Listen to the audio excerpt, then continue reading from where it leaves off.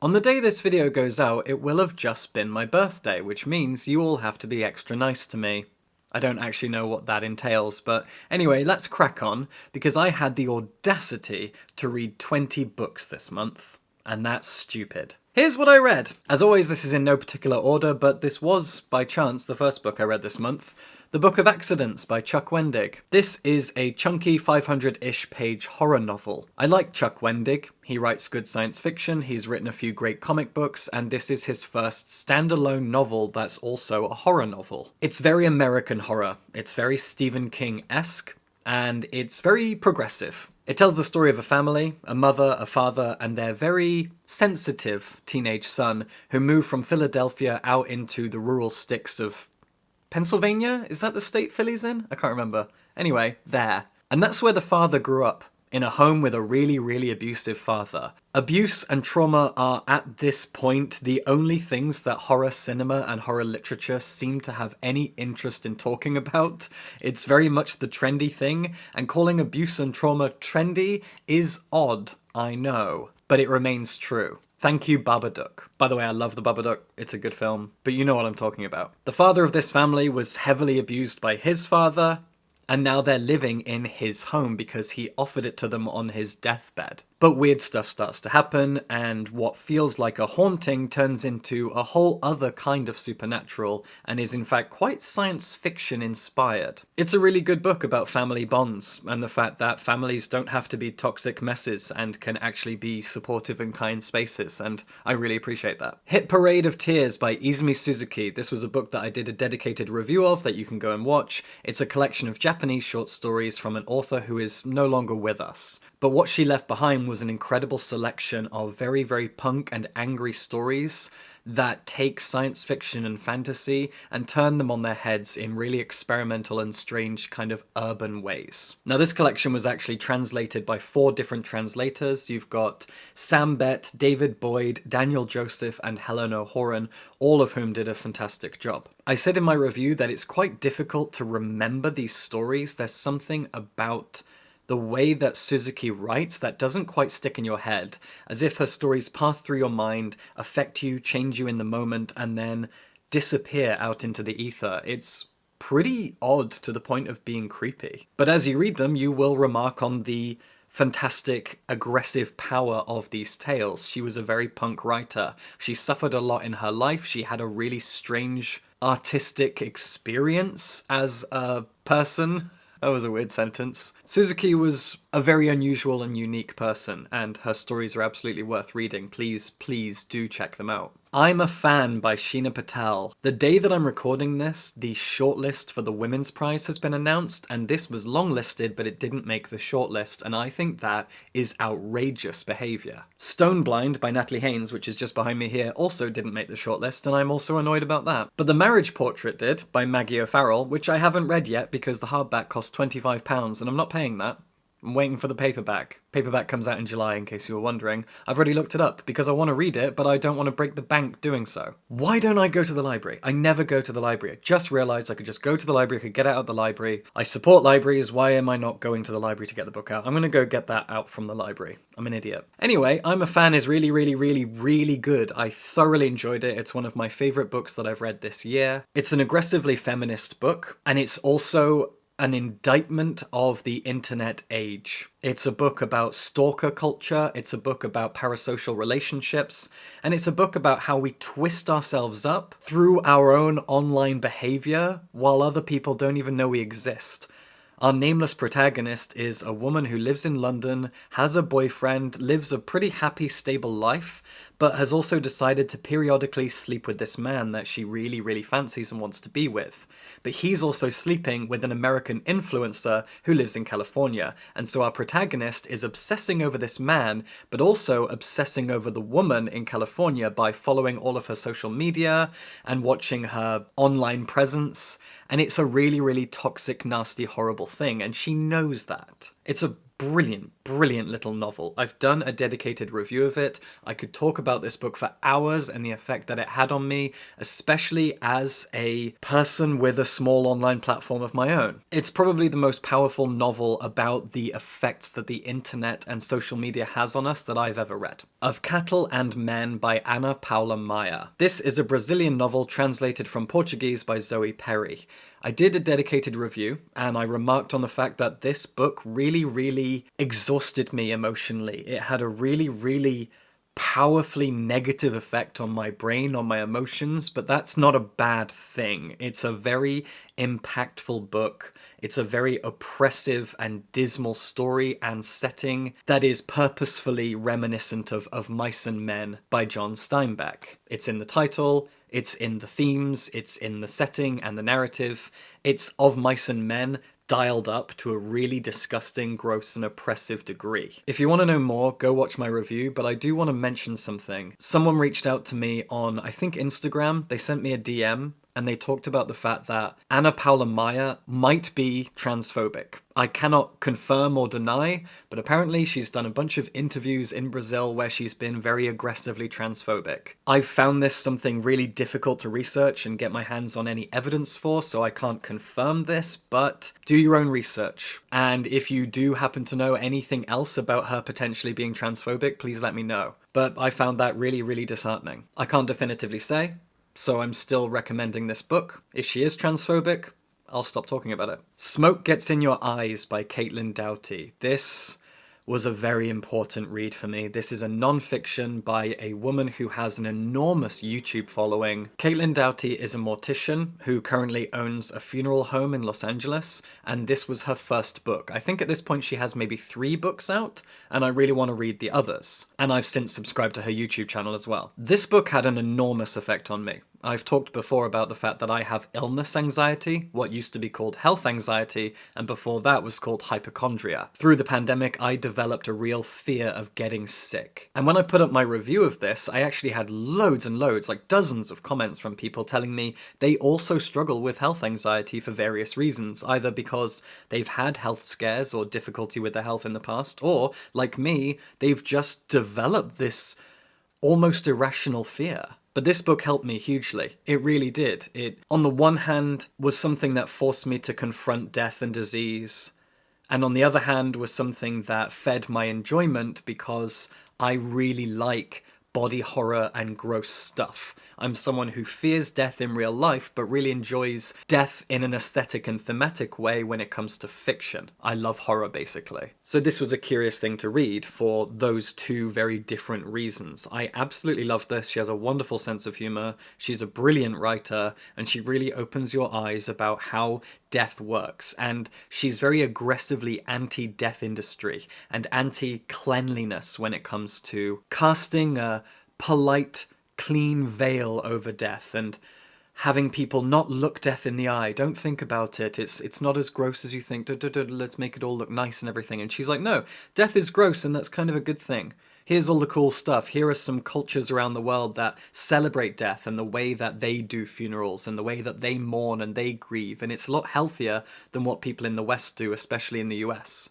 Brilliant book. Felix Ever After by Kaysen Callender is an incredible YA novel. I am not a big YA reader, but this was tremendously impactful and powerful. It's a YA romantic drama by a transmasculine non-binary writer about a transmasc teenager. The titular Felix is a 17-year-old boy who was born and raised in Brooklyn. He's studying art and wants to get into Brown. His mum ran away when Felix was 10, and after she left, he came out as trans. He told his dad, and his dad was financially very supportive, paying for his surgeries and his hormones. But his dad struggles with actually calling Felix Felix and actually using his correct pronouns. So socially and emotionally, his dad's not doing a very good job, but financially he's trying to do his best, and I really related to this as I talked about in my video. But Felix also suffers a transphobic attack at school and doesn't know who the culprit of this attack was. It was a kind of public shaming. But as the blurb says, as Felix tries to figure out who did this, he falls into a love triangle, and it's not as cliched as you think. It's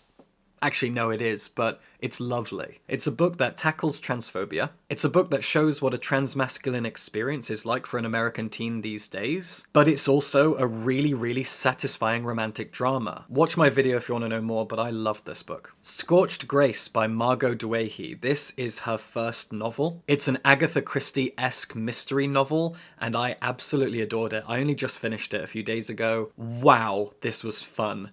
It is a very typical mystery novel in a lot of ways. If you enjoy Agatha Christie stories, if you love Poirot, you're going to like this. But what sets it apart from every other kind of mystery is its protagonist, a woman called Sister Holiday. Holiday was a punk girl. She grew up in NYC. She was on the punk scene. She was in a band. She's covered in tattoos. She did lots of hard drugs. She chain smokes. She drinks a lot. But she's also a very devout Catholic. And after she ran away to New Orleans, she was taken in by a progressive Catholic school that took her on as a sister and a teacher. So she's now a nun teaching at this really progressive Catholic school. But a series of arson attacks that the police are useless at tackling forces her to do her own investigation, especially considering it seems like she is being targeted and possibly set up as the fall guy for these attacks. And these attacks are not just arsons, they're also killing people. So this is a really, really fun mystery crime story with a tattooed, chain-smoking, swearing, angry feminist nun at the forefront of it all. Absolutely brilliant. So much fun. She's a great protagonist. She leads this whole story. The Human Body is a Hive by Erica Gillingham is a queer poetry collection about building a queer family and living life openly as a queer person and making a success of your life in terms of building a family and having kids and leading a successful life. I don't have a lot to say about it. It's a great bit of queer poetry. Absolutely tiny little thing. Turn it sideways, it disappears. I read it in like 10 minutes, but it was lovely. The Spectres of Algeria is a brand new Korean novel by Hwang Yo-jung, translated by Ye-won Jung, and published by Honford Star. It's a really, really trippy, strange thing. It's told in 3 parts, and it's about the power of theatre. It's set mostly in the first half during the South Korean military dictatorship, and then in the second half it's set in the modern day, and it's all about a play called The Spectres of Algeria, and a theatre troupe during the dictatorship who put this play on, and now in the modern day, a young person who works at a local theatre is trying to basically learn more about it. If you want to know more, go watch my review. I had a lot to say about this because its execution is very literary and pretty surreal in terms of its structure, so check out my review if you want to know more. This month I also read Guards by Terry Pratchett. I'm a huge fan of Terry Pratchett in the Discworld, but I'd never read Guards before because I didn't like the idea of Sam Vimes and the City Watch. ACAB, I didn't want to read about a bunch of cops in Ankh-Morpork, but I should have known. Sir Terry was wiser than that. I should have trusted him to show me how to care about this kind of a situation and these kinds of protagonists. And he did. He really, really did. Guards is fantastic, and I've got 2 more watch books ready to go after this. It's also a deceptively simple story for the Discworld. You've got a strange cult of people who are using illegal magic to summon a dragon, and a dragon is periodically appearing and setting fire to districts in Ankh-Morpork, and you're following the City Watch as they try to figure out how this is happening and how to stop it, and why. Really, really, really fun. A wonderful introduction to a great cast of characters, and I can't wait to read more watch books. This is the new novel by Max Porter, Shy. I've been umming and ahhing about whether or not to actually do a review of this. I loved it to bits, and for some reason I haven't made a video about it yet, even though I finished it like a week ago. And I'm still not sure. I think it's just because it's going to be tough to talk about. Shy is about a boy called Shy. When the novel begins, Shy has decided to walk out of this boarding school, I guess? It's a home for disturbed boys, I think that's what the blurb says. Basically, he's a teenage ne'er-do-well, a naughty, naughty boy, and he's been living at this home/school for naughty, naughty kids, and the whole novel is a journey through his head, through his memories, and it's just about his experiences at that place and what happened to him before. There is no real chronology here. We jump back and forth through his memories, his thoughts, his feelings. You really feel like you're in the head of a kid with an overactive imagination and a lot of anger and aggression towards the world around him. In Max Porter's style, it is written in a very trippy and stream of consciousness kind of a way where we just move through his brain. Porter has tried to capture what it's like to just think. What the average hour's worth of thinking would look like if it was printed on the page. That's how Shy feels. You've got a boy who's walking out in the middle of the night down the street. What is he thinking? What is he remembering? What is he pondering? And that's what you get on the pages of this book. It's really, really darkly funny in so many places, and I really, really enjoyed it. I just don't think I have the skill to talk about it, but I hugely recommend it because Max Porter doesn't miss. He's always incredible. Here are 2 books I read by Eric LaRocca, who is now my absolute favourite horror writer. There is no one better in my mind. He's the best. I love Eric LaRocca so much. The Trees Grew Because I Bled There is a brand new book, at least in the UK. This collection just came out. It's a collection of about 10 really, really good short stories. They focus primarily on body horror. There's some really, really extreme violence and gratuity in here. They're also intensely queer stories. Almost all of the protagonists are gay couples or lesbians. And these stories deal with burning bodies, mutilation, bodies being ravaged by disease. But there are also some stories in here that are more like thrillers. There's one about a man who claims he can see the future, and he's talking to a father at a resort hotel and says to the father, "You need to let me take your child, take your daughter. I'm going to get on a flight with her in about an hour because she's going to get bitten by a snake and die within the next hour unless you let me take her. That is the only option."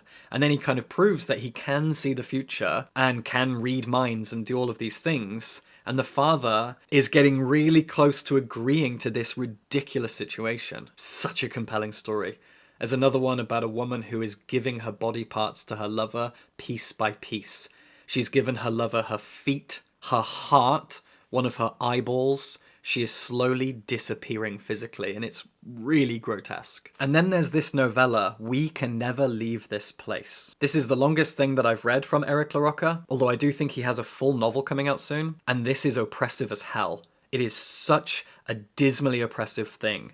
It's set in some sort of post-apocalyptic military dictatorship thing where you've got a mother, father, and 15-year-old daughter. The father dies in the first few pages, and these strange military men in gas masks rock up and just dump his body at the door.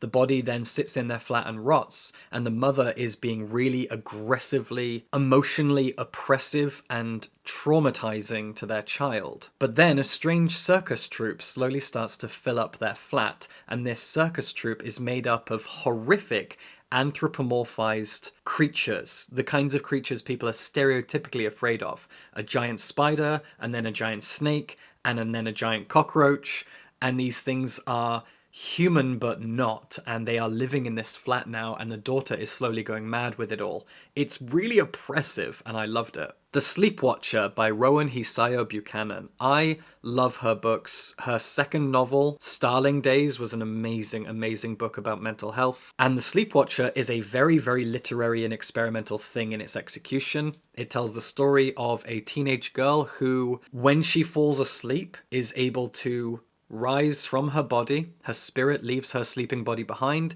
and she's able to wander invisibly around her neighborhood and watch other people as their lives go on, unbeknownst to her presence. Really, really good. Looking Glass Sound is an incredible novel. I'm worried about how long I've been talking at this point. I'm starting to get nervous, but of all the books I've talked about, I've done a video on this, and I'd really, really like you to go watch it because I talked about this book for about 20 minutes. I'm not going to be able to repeat all of that here, but this is Katrina Ward's best book, maybe? If you loved The Last House on Needless Street, which is probably her most successful novel, you are going to love this because this is her escalating that even further, taking it to whole new heights. Jesus, this is good. This is a thriller about thrillers. It's a book about books. It's a story about stories. It's so good. House of Hunger by Alexis Henderson. This is a Gothic novel that is fantasy, but it's basically set in Victorian Britain. It's set in a fantastical world that is basically Victorian Britain, and it's about a girl from a city in the south, London. She's a maid living in the slums. She lives with a really abusive and also sick brother, and she eventually decides to leave it all behind when she answers a job advert for something called a blood maid. There are these big mansions, these big ancient houses up in the north, and these are ruled over by counts and countesses who believe that drinking the blood of other people will help them with their ailments. And so all of these counts and countesses have a gaggle of blood maids that offer them their blood on a daily basis in a kind of ritual. And she goes to become a blood maid for a woman up in the north. And eventually their relationship goes from blood maid and countess to a kind of sapphic love affair. It's really gross, obviously, it's about blood. It's a mystery, it's a thriller, it's very, very gothic, and it's pretty scary in places. It's a lot of different things. If you love the gothic in particular, this is a really great sapphic gothic novel. I also read 3 manga this month. I read them on my iPad, so I don't have them to hold up. But they were all really good. The first was Our Wonderful Days by Kei Hamuro. Our Wonderful Days is utterly beautiful in terms of its art, which is really, really gorgeous, and also in terms of its narrative and its themes and its general tone. Our Wonderful Days is a shoujo manga that focuses on 4 girls who live in a rural part of Japan. One of those girls at one point went away for a few years to live in Tokyo, and now she's back. And these 4 girls are all just starting high school. And it's about their daily lives, going to school, hanging out together, getting to know each other, becoming closer friends, but 2 of the girls, who were friends in elementary school and then lived apart in middle school and are now back together being friends in high school, are slowly maybe falling in love. This is a yuri manga, a sapphic lesbian manga, but it's very, very subtle because these girls are high schoolers. They're slowly learning themselves, figuring themselves out, and getting comfortable with each other. The potential budding romance between them is incredibly heartfelt. It is subtle, it is slow, it is gradual, and in that way it's very satisfying to just watch them figure themselves out and grow in confidence and understanding. It's utterly beautiful. The tiny little moments in this manga had me almost in tears. Then I read the first volume of Toilet Bound Hanako-kun. This is written and drawn by a manga artist called Idalro, and it's a quirky comedy, drama, horror-inspired thing. It's not really scary at all, but it has that Halloween aesthetic, like the manga/anime Soul Eater. Hanako-kun tells the story of a girl who has heard about this mystery in her high school, where one of the stalls in the girls' toilets has a ghost in it that will answer your prayers / grant you wishes, and so she goes to try and do it so that she can get a boy to fall in love with her, and it turns out the ghost is actually a boy, and he's useless and he doesn't really help her at all, and then a bunch of weird escapades happen where she ends up becoming his assistant as they encounter other supernatural things in the school. It's funny and sweet. It doesn't do much, but I liked it well enough. And the other manga that I read is called Kubo Won't Let Me Be Invisible. This is by Nene Yukimori, and it is absolutely charming as all hell. I really, really loved it. It is a romantic comedy about a boy who is weirdly invisible. No one at school notices him. Every day at the end of class, he has to go up and tell his teacher, I was in today, because he's used to the fact that no one notices whether he's in school or not. And then this escalates to the point that we find out automatic doors don't even open for him. And when you take a photo, if he takes a selfie, the square that recognizes your face doesn't work on him either. Like, he's so transparent. It's so funny. It's weirdly funny how clever this bit is. But there's this one girl in his class called Kubo who does notice him, and she tries to encourage him to be more confident in class, to be recognized more, and then she also slowly develops a crush on him. And this is so wholesome because there's no real reason to crush on this boy. He's so simple, but the heart wants what it wants, and she likes him, and that's really, really sweet. But she herself is also incredibly sweet and wholesome. She's kind, she's very clever, she's very approachable and charming. There's not a bad bone in her body or in his. They're just 2 kids who become friends. He is clueless and she is not. He's not shy, he's just not present, and she is, and things are just working. It's So funny and so lovely and so charming. I really enjoyed this manga. Okay, that's everything that I read. That was a lot of stuff. I actually forgot one book, but my partner has it at the moment. Unbelievable. The Monster of Elendhaven. It was a little horror thing, and I kept calling it The Monster of Eindhoven, which is a city in the Netherlands, and I just can't stop calling it that. It was alright. Okay, there you go. Enjoy. Support me on Patreon. That would be a nice birthday present. And subscribe for books.